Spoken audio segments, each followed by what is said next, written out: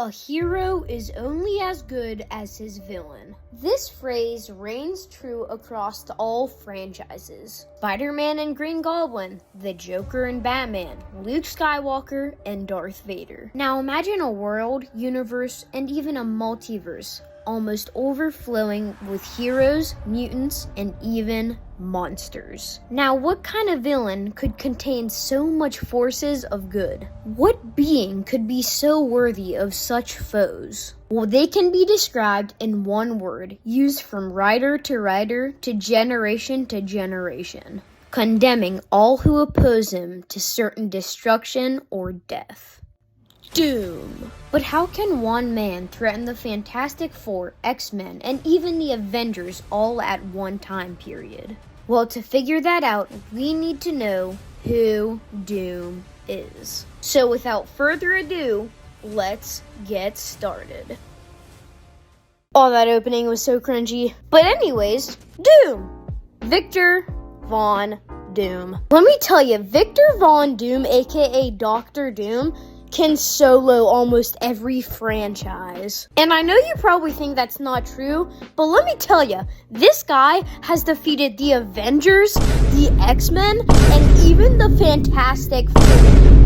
And in some storylines, he does it easily. So let me tell you, this guy can defeat a lot of people. But you might ask, how? How can this guy do so much? Well, in order to figure that out, we need to go back to Dr. Doom's roots, which began in Latveria. Now, Latveria was a very poor country that Victor Von Doom was born in, leading it to be attacked quite a bit. And one day, while Victor's tribe was being attacked, his mother tried to stop the fight. But while doing so in the process, she got killed. This eventually led Dr. Doom to become Dr. Doom, but we have to describe a bit more things first. So basically after that, Victor and his dad became kind of outcasts. And eventually one day, since Victor's dad was known to heal people, he was asked to heal the Baron's wife. And if you don't know what the Baron is, it's basically just the ruler of Latveria, although his father was not able to heal her. Now this just kind of boosted the wall between the people of Latveria and Victor's family. And eventually the people of Latveria literally started coming to his house. So him and his dad had to get out of there. So they try to leave the country. And eventually they make their way towards the mountains of Latveria. And let me tell you, these are some high mountains, buddy, so they are snowy. And one night while they're on the mountain, Victor's dad gives him his coat. But when Victor wakes up, he finds his father frozen and dead. Now, Victor, using the coat, eventually makes his way towards civilization. He starts to make a life for himself. And this is one of the parts in Victor Von Doom's story where we start to see his intelligence begin to grow. Now, let me tell you, his intelligence has been there ever since he was like a baby. This guy literally remembers being in the womb. Like, what? And eventually, during this time, while he starts to get himself a life, he begins to study things. And most of these things revolve around mechanics and magic. So at the age of 14, this kid starts to create literal devices that can control magic. And eventually, his smarts pay off and he gets into college. So Dr. Doom's walking in all like, this is gonna be my year. But he still acts sophisticated, very polite. But anyways, the person he meets there is soon to be his nemesis. It's Mr. Fantastic.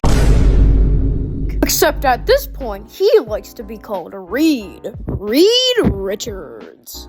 Now, in some storylines, they're roommates, but in others, they're not, so I'm just gonna call them kinda friends. More so Reed that thinks that way. Dr. Doom doesn't really like him from the start. But eventually, as college goes on, they start to feel more resentful of each other. And eventually, they have to do a project together. Now, Dr. Doom comes up with a project, and basically, he wants to bring his mother back. And just think of it this way. They're trying to bring someone back from the dead. That's literally impossible. But they find a way to do it. So basically, they build the contraption, and basically, Dr. Doom tries to use it. He's vibing in there, looking for his mom, and eventually, it blows up.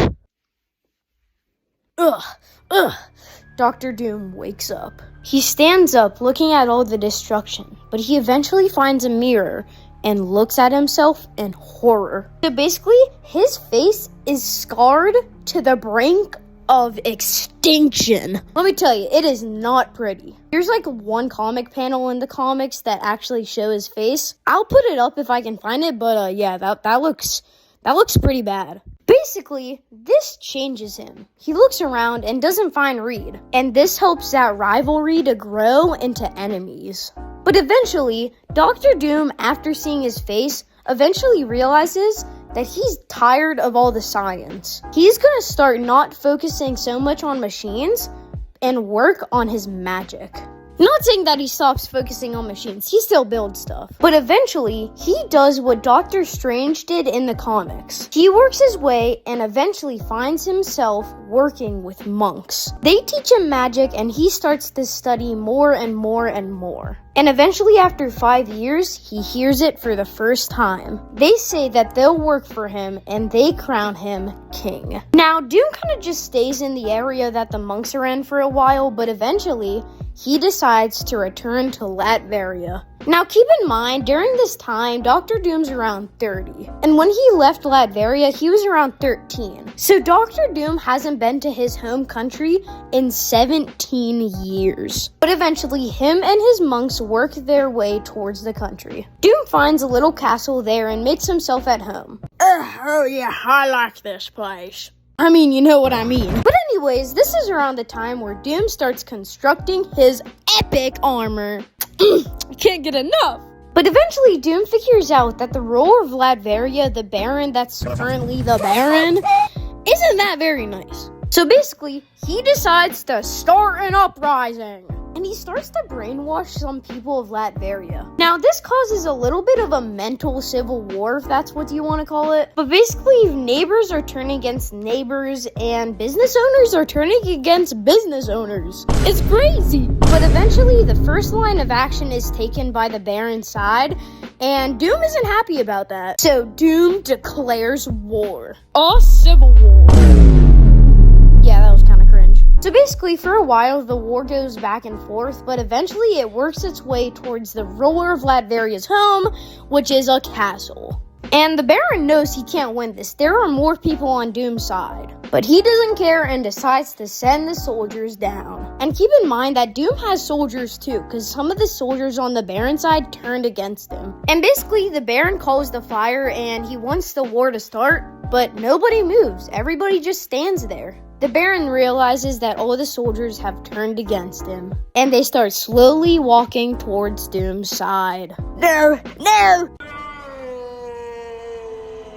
So yeah, all that happened, and then Dr. Doom choked out the Baron, and now he's king of Latveria! That's a lot when you think about it. But I mean, hey, he rules Latveria. And then basically for the next couple of years, Doom just rules Latveria. He's kind of chill. I mean, the biggest things he does is probably just work on his mechanical magic thingies, I guess. And eventually, he gets them to work pretty well. And basically, they can do this.